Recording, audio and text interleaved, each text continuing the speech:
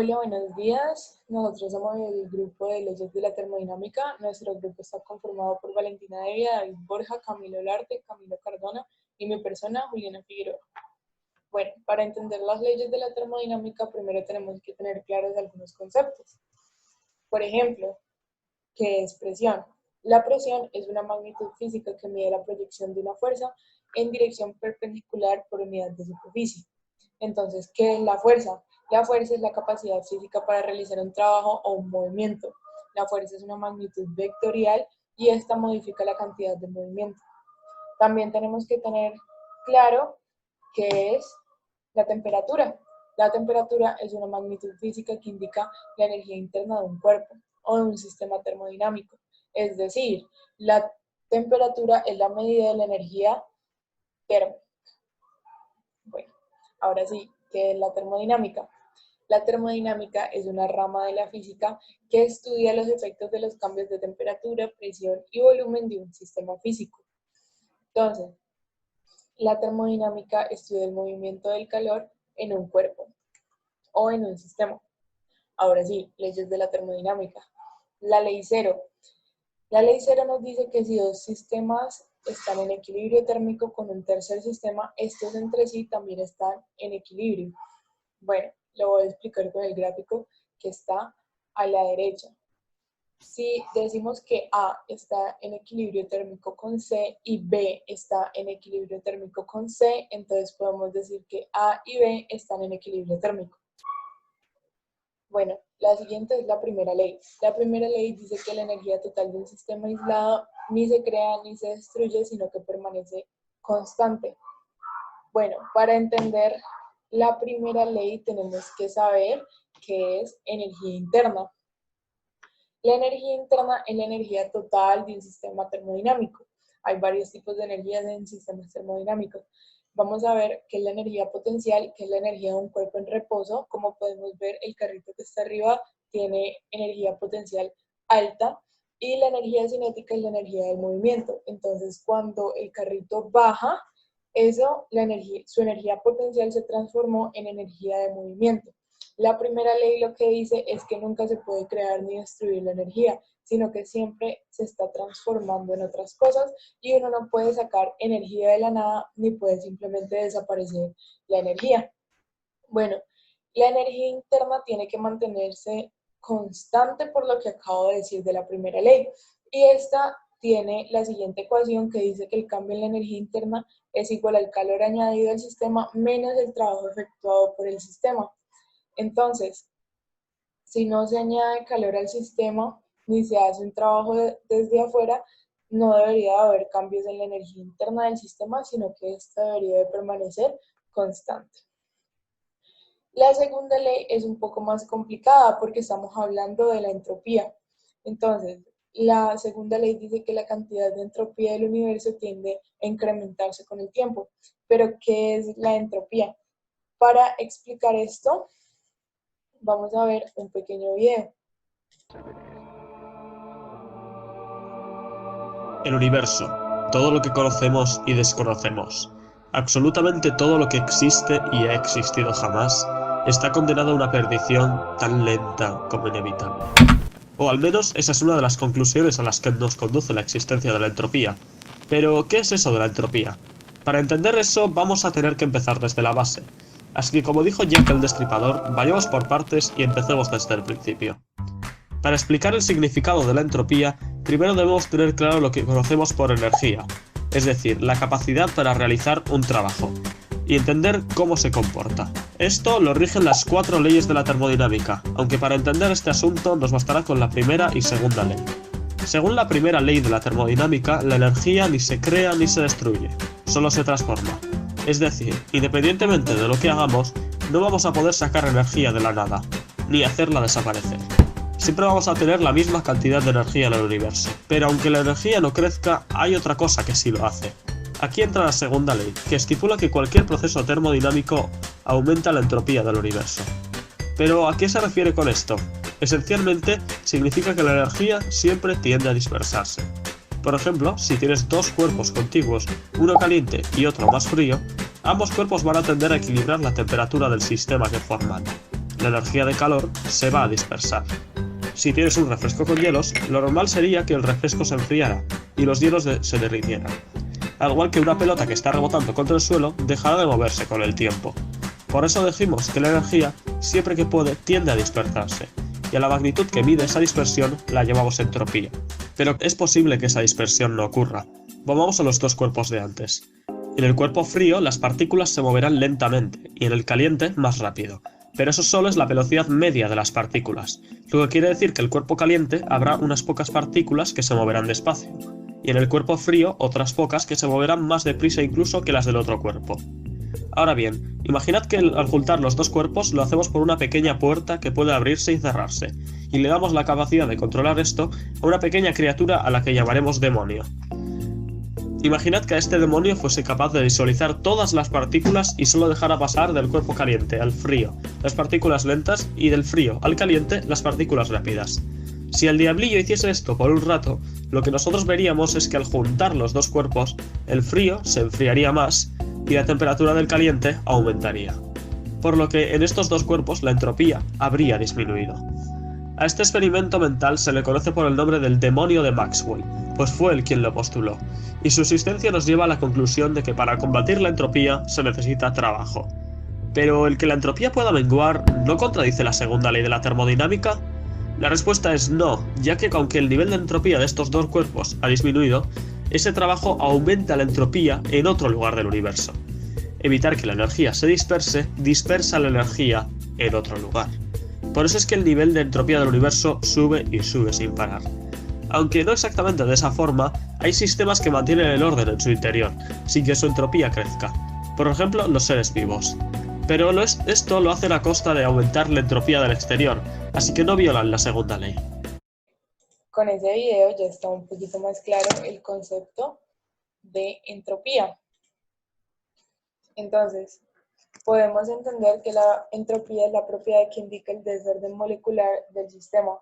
Y vuelvo a decir, ¿qué pasa? Las partículas de los cuerpos no están en reposo, sino que se encuentran en constante movimiento. Como consecuencia de este movimiento, los cuerpos poseen determinada energía térmica y cuando se intercambia energía térmica, esto se le denomina calor. Entonces, en ocasiones también se le denomina calor el proceso de transferencia de energía.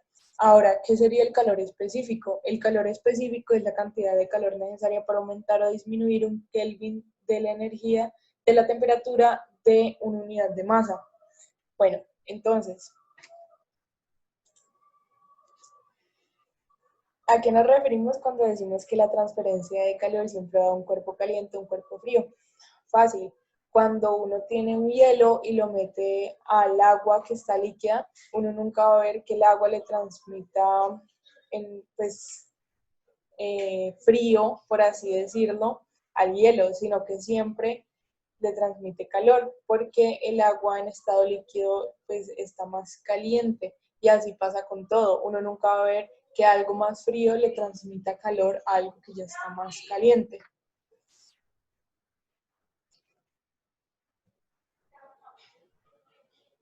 Bueno, y por último está la tercera ley. Y la tercera ley es la más fácil de entender y es que no se puede llegar al cero absoluto. Bueno, bien, para poder, digamos, visualizar el comportamiento de algunos conceptos expuestos anteriormente por Juliana y a su vez dilucidar parte del comportamiento de estas leyes termodinámicas ya en una fase más experimental, una fase más práctica, hemos decidido hacer dos experimentos. Primero les voy a explicar uno de ellos, en el cual pues es un experimento muy básico que podemos hacer en la casa. Simplemente trata del proceso de hervir el agua, pero lo vamos a ir explicando parte por parte. Entonces voy a mostrar los videos y después de los videos voy a hacer una breve explicación relacionándolo con las leyes termodinámicas presentes en él. Bueno, bien, como primera parte de nuestro experimento tenemos aquí la fuente de calor. Esta fuente es la que nos va a ayudar a ganar el calor específico para compartirla con el cuerpo que viene a continuación. Y la temperatura promedio de este tipo de estufas está entre los 200 y 300 grados centígrados. En esta primera parte podemos apreciar que se cumplen principalmente la segunda ley de la termodinámica. ¿Por qué?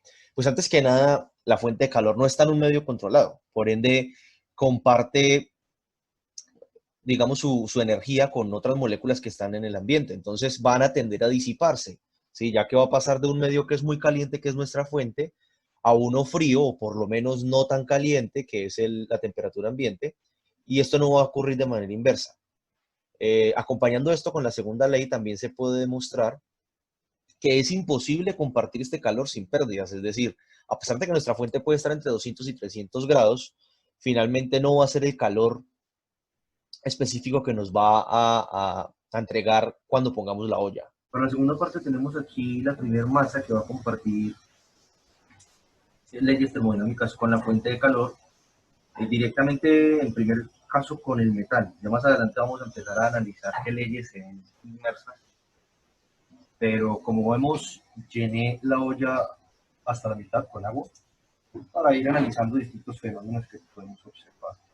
En este caso, entonces, ponemos la olla en la fuente de calor y vamos a darle tiempo. Después de 5 a 6 minutos del proceso de compartir calor, aquí nos encontramos en un punto en el que la lámina metálica de la olla se encuentra a una mayor temperatura que el agua. Bueno, en esta tercera parte podemos observar que se cumple en gran medida la ley cero, ya que esta ley nos indica que si hay dos sistemas en equilibrio, también es posible que haya otro sistema en equilibrio. En este caso, ¿cómo se cumple? Principalmente hay un sistema en equilibrio que es entre la fuente de calor con la olla, pero a su vez también no en este momento, pero con el tiempo se va a equilibrar el sistema entre la olla y el agua. Bien, pasados unos 10 minutos desde el inicio del experimento, podemos notar dos fenómenos interesantes. El primero, estar cerca de este lugar ya implica sentir la temperatura mucho más caliente en el ambiente. Aquí estoy a unos 50, 60 centímetros de la fuente de calor y ya empiezo a sentir como el ambiente alrededor de la olla también está caliente. Esto tiene que ver mucho con la disipación del calor desde la fuente, por lo que no estamos en un medio controlado. Y el segundo fenómeno que es interesante observar es el surgimiento de estas burbujas. Esto implica que a nivel molecular en el agua hay mucha mayor agitación y por ende el estado de la materia del agua empieza a recibir un cambio. Esta cuarta parte es bastante importante ya que podemos observar varios fenómenos como ya lo describí, pero sobre todo también vamos a apreciar el cumplimiento de la segunda ley, ya que va a haber una mayor disipación de calor desde la fuente. Se va a ver amplificada esta disipación con respecto al ambiente hasta llegar a un punto en el que prácticamente toda la cocina, que es un área considerable, se calentó de alguna manera. También podemos observar que se cumple la primera ley porque hay un intercambio, o sea, hay un intercambio, no, más bien, la materia y la energía cambian, pero nunca se destruyen. Si llegan a este equilibrio, pero nunca, o sea, inclusive llegan a cambiar tanto que la materia cambia de estado, pero como tal, nunca se destruye el sistema.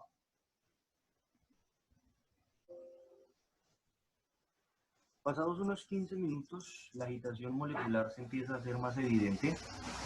Vemos que las burbujas son cada vez de mayor tamaño y ojalá podamos observar aquí también la presencia de vapor. Este vapor obviamente implica que la materia del agua ha presentado un cambio de estado, pero a su vez vemos cómo pasa del calor a una temperatura un poco más fría, que es la temperatura ambiental. Vemos ese intercambio de calor a frío. Y ya vamos a explicar a qué ley termodinámica pertenece. Este intercambio de calor de la quinta parte, perdón, va a seguir también la segunda ley de la termodinámica, pero se va a ver mucho más amplificada. Incluso se nota cómo el vapor tiende a salir del sistema, además de que es más liviano y de que sus moléculas están en mayor agitación, pues también lo hace en parte porque va a disipar un poco, a entregar un poco de su calor a un medio que está mucho más frío, y es en esta parte donde se ve más amplificado este fenómeno. Es en este punto donde para lograr un medio un poco más controlado y para poder exponer otro fenómeno de las leyes termodinámicas, voy a colocar una tapa. Estas tapas no están hechas para mantener la presión, más adelante vamos a ver cómo funciona en el caso de las ollas a presión, pero por lo menos contiene parte del vapor, no todo, para poder explicar otro fenómeno.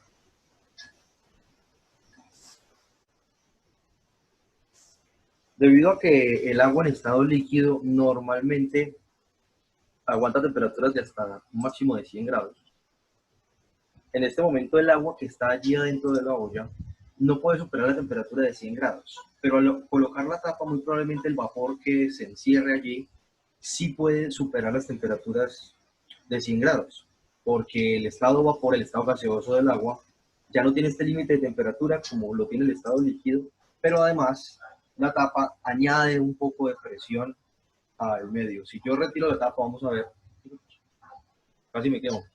Si yo retiro la tapa, vamos a ver cómo se sale del sistema algo del vapor que está allí encerrado. Ahí salió, fue muy poquito, pero sí se notaba que había una cierta acumulación de moléculas en agitación constante allí adentro. Entonces, en esta parte, inicialmente tiende a cumplirse la ley segunda de la termodinámica, ya que el calor y la energía interna del sistema va a tender a disiparse, en parte gracias también al vapor. Pero, ¿qué pasa en el momento en el que le añadimos una tapa? En este caso, como le expliqué, la tapa no es un perfecto ejemplo de cómo contener un sistema controlado, ya que la tapa permite fugas, pero sí nos ayuda a entender un poco cómo el sistema internamente va a tratar de mantenerse en equilibrio. No se va a ver perfectamente reflejado, pero a pesar de que, como les mencionaba en los puntos anteriores, la materia está tratando de cambiar drásticamente, el sistema interno va a tratar de mantener un equilibrio. Ya en el segundo punto que les voy a explicar con respecto a la olla de presión, se va a entender mucho mejor esta parte. Entonces, ya les muestro la presentación. Bien. Entonces, si nos ubicáramos en el caso de una olla a presión, como ya lo estaba explicando más o menos, el agua no puede superar 100 grados centígrados, pero el vapor no tiene el mismo límite de temperatura que el agua. Entonces, es por eso que este tipo de ollas nos ayudan a calentar de manera mucho más rápida y mucho más eficiente los alimentos, inclusive llegando a mayores temperaturas, porque si nosotros ponemos a cocinar un alimento, muy probablemente no supere los 100 grados de temperatura mientras esté inmerso dentro del agua. Caso contrario sucede con el vapor, ya que este vapor, ya que son moléculas más agitadas y más separadas, van a conservar mucho mejor el calor, además porque van a estar dentro de un sistema mucho más controlado gracias a estas válvulas de presión, y tras de eso la presión va a añadir todavía más calor y más agitación a las moléculas. Entonces, para concluir esto de una manera más conceptual, digamos, podemos resumir que en general el sistema no va a haber un cambio de volumen. ¿Por qué? Porque este volumen va a estar encerrado en paredes metálicas que no van a variar su tamaño. Entonces se puede concluir que el trabajo dentro de este sistema va a ser igual a cero, como lo tenemos acá. También podemos decir que este sistema es un sistema abierto. ¿Por qué? Porque hay transferencia de masa en que entre el vapor y el agua hay una transferencia de masa, pero también hay una transferencia de energía por el calor. Bien, y pues aquí como último ejemplo tenemos la primera ley de la termodinámica que nos dice que el cambio de la energía interna va a ser igual al calor añadido menos el trabajo efectuado, pero como en este caso el trabajo efectuado es cero, entonces quiere decir que la variación en la energía interna va a ser igual al calor Para añadido. adentrarnos en la solución del problema escogido en el libro, primero debemos de entrar a conocer unos conceptos necesarios para comprender y entender esto. Es por ello que hemos elegido primero hablar de la selección natural y pues el tema que vamos a abordar, la termodinámica. Claramente cuando hablamos de termodinámica, hablamos de un elemento en conjunto o en particular que nos interesa estudiar, que puede ser una célula o un ecosistema, los cuales vamos a llamar sistema, porque sistema es lo que buscamos estudiar. Mientras que todo lo que no tenemos incluido en el sistema y que hemos definido como alrededores, es decir, lo que estudiamos, sistema, lo que no tenemos profundidad se llama alrededores.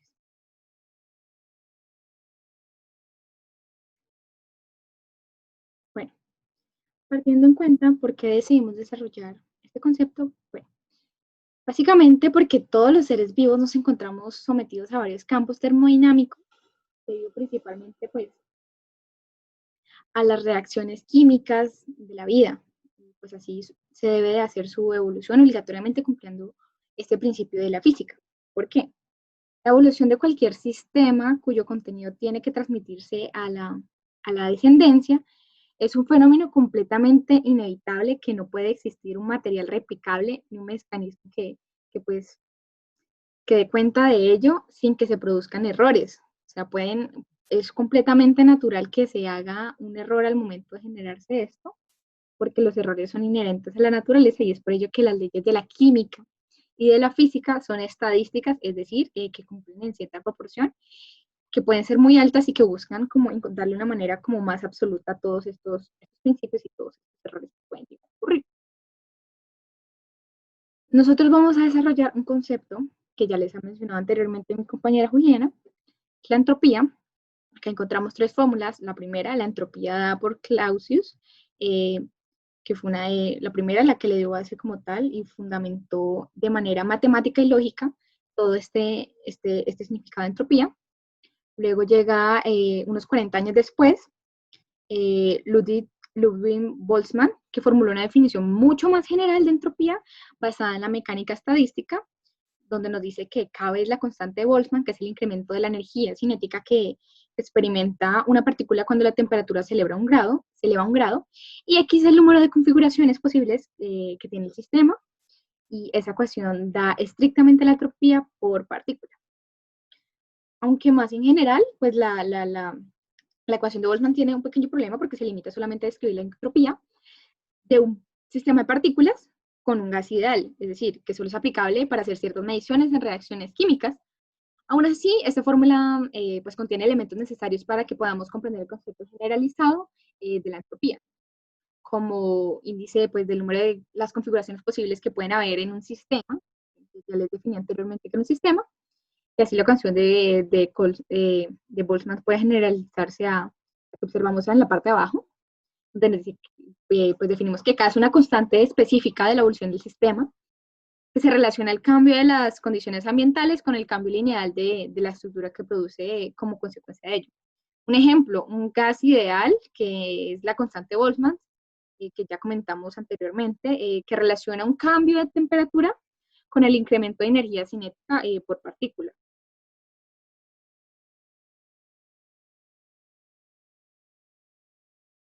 Bueno, para continuar, hablamos de las leyes de la evolución biológica, ya hablamos de la entropía, que la evolución es un fenómeno de la entropía natural en los seres humanos, pero la evolución biológica se encuentra basada en tres preguntas o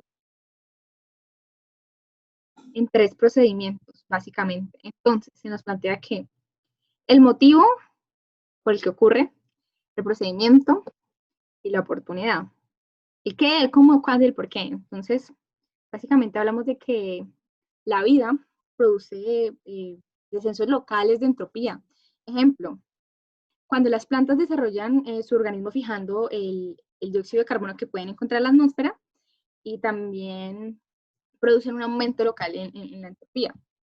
Otro ejemplo que podemos encontrar es cuando un depredador mata o se come a su presa, o cuando vemos una extinción masiva de una especie. Pues el desarrollo de la vida desde su origen hasta el momento actual ha producido una disminución neta de entropía global. Pero una vez los seres vivos han aparecido, si la biomasa se mantiene constante, lo que podemos notar es que el sistema evoluciona, por un lado, hacia la diversidad y hacia la complicación, que es decir, pues un aumento de entropía, y por otro hacia la complejidad, es decir, un descenso de entropía. Creo que este concepto es un poco difícil como de terminar de comprender, pero este mecanismo de selección natural como mecanismo responsable de la evolución biológica, podemos como tomarlo como punto para terminar de entender esa idea que les acabo de comentar. Es esa imagen donde vemos el huevo y la gallina. Es una imagen completamente termodinámica donde hablamos de la evolución de un ser vivo. Vamos a tomar la curva negra y la curva roja como el estado del adulto y la adaptación que consigue el sistema de ligaduras termodinámicas que son transmitidas por la fecundación y son impuestas por el ambiente. Es decir, unas son las que se plantean, las que ya tienen el cuerpo de por sí, y las otras son las que al adaptarse al ambiente. Entonces, la degeneración de dicho estado, cuando se empieza a envejecer, aparece por una lenta relajación de dichas ligaduras para finalmente encontrarnos en el estado final de muerte, que equivale al equilibrio termodinámico. Bueno, antes de empezar a desarrollar el concepto y el problema del libro, nosotros, teniendo en cuenta el problema que desarrollamos, lo hemos aplicado completamente a una enfermedad, a un sistema biológico, a las células, y hablamos de por qué se produce el cáncer. Entonces, desde el punto de la termodinámica, se supone que la tendencia normal es que cualquier célula pueda hacerse cancerosa y por esa razón, pues, se plantea que hay un problema y se busca solucionar dentro de la evolución, construir un sistema de control para poder bloquear cualquier intento que algunas partes de la célula quieran independizarse, es decir, que puedan hacerse cancerosas. Entonces aquí vamos a tratar, teniendo claro eso, ya vamos a amplificar el por qué hablamos de este problema y no solamente nos quedamos abarcando la parte del problema que se estableció. Nos muestra de la siguiente manera. Aquí vemos un problema que nos habla de una persona y nos plantea, nos muestra lo que hace en el día. Entonces nos habla que en un transcurso de 24 horas, una mujer de 65 kilogramos pasa 8 horas en un escritorio, 2 horas en trabajo, sin importancia en la casa, 1 hora trotando 5 millas, 5 horas en actividad moderna y 8 horas en dormir. Y nos piden finalmente cuál es el cambio en su energía interna durante este periodo. Entonces, ¿qué podemos tomar para poder desarrollar esto? Entonces se nos plantea aquí una tabla donde nos hablan de las diferentes actividades: dormir, actividad ligera, actividad moderna, actividad fuerte, actividad extrema. En este caso no nos hablan de ninguna actividad extrema como tal, llegamos solamente como, más que todo, a una actividad fuerte, podría decirse, al momento de tocar. Nos dan las medidas de consumo de oxígeno en mililitros por minutos por kilogramo de masa corporal y una razón metabólica calculada. En este caso, pues, en la tabla está un hombre, pero el problema de aplicación es una mujer de 60 kilogramos y nos dan un ritmo promedio basal, nos dan diferentes valores que vamos a tomar para poder desarrollar y determinar cuál es el cambio de energía interna durante este periodo. Entonces, buscamos que la masa de tiempo de energía utilizada o potencia, vamos a multiplicarla por el tiempo. Esto nos da como resultado pues la cantidad de energía.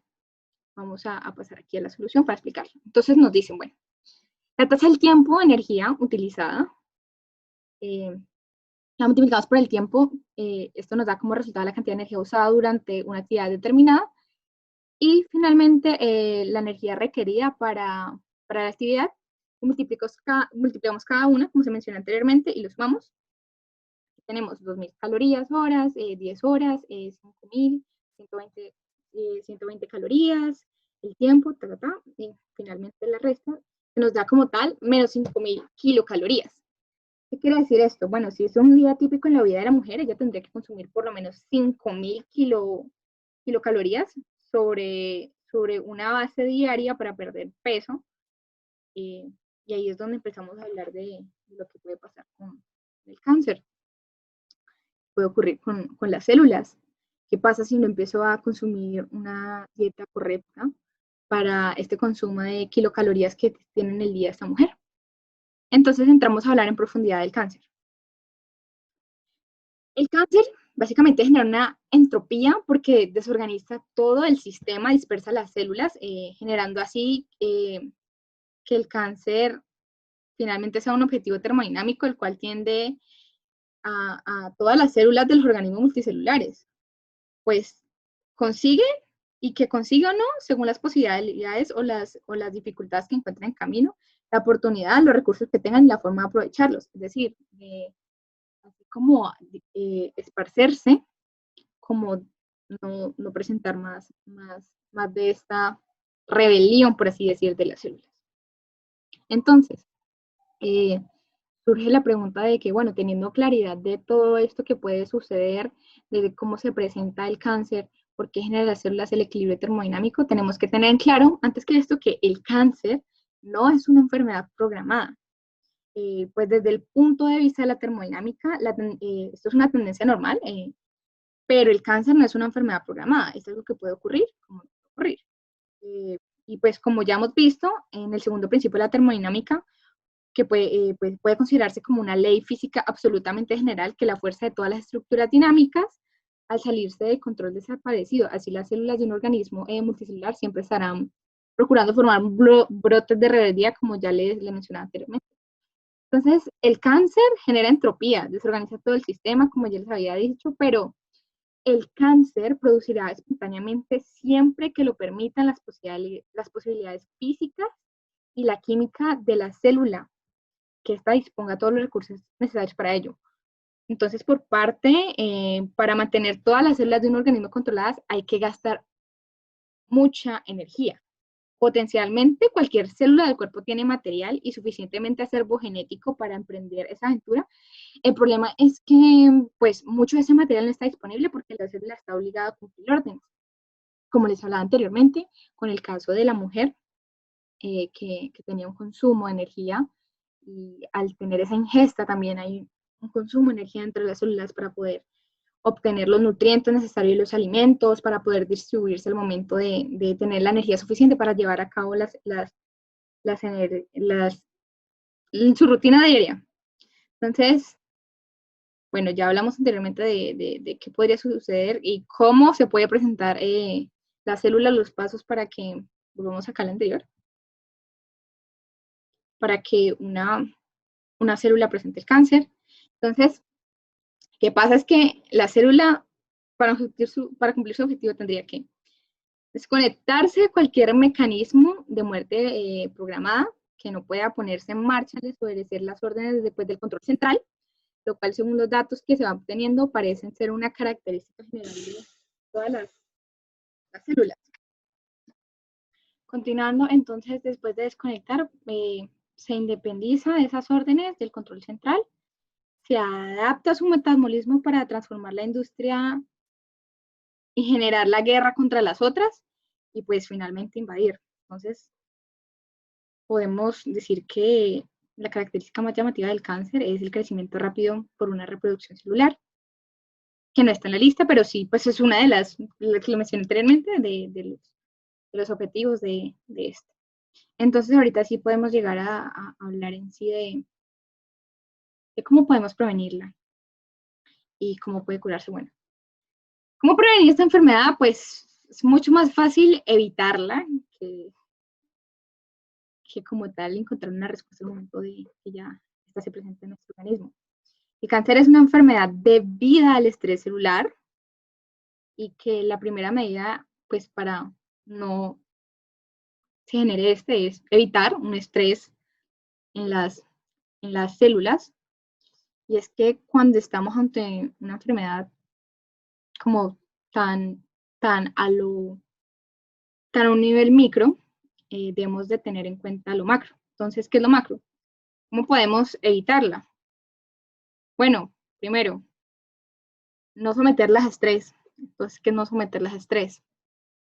Básicamente, datos principales que nos han arrojado, y es que el tabaco somete a estrés a las células. Pues después de esta está la acción que tiene el sol sobre nuestra piel, el exceso de estos rayos sobre nuestra piel, agentes químicos, como lo pueden ser el benceno, el olín, entre otras. Y esto nos demuestra que la mayoría son productos químicos que han sido considerados como cancerígenos y son mucho más comprometedores, pues las mutan, las someten a un estrés. Pues en segundo lugar, dado que el mecanismo se dispara, el proceso, si no tenemos un porcentaje elevadísimo de casos, son las mitosis anormales por el estrés, producen diferentes cosas y las células quedan casi prácticamente imposibles. Y en segunda medida, ya para terminar este caso que desarrollamos en base al problema que encontramos en el ejercicio, en el problema que encontramos en el libro, es la prevención debe estar encaminada también a la conciencia y debemos actuar de una manera directa en nuestra dieta, los componentes necesarios que deben estar continuamente en la dieta. Por ello, decidimos hablar del cáncer basado en el problema, porque si esa señora de 65 kilogramos no tiene una correcta alimentación, puede ser una persona que puede llegar a contraer cáncer por el estrés celular. Eso ha sido todo por mi grupo sobre la termodinámica, sus aplicaciones y sus conceptos en sí. Muchas gracias por su atención.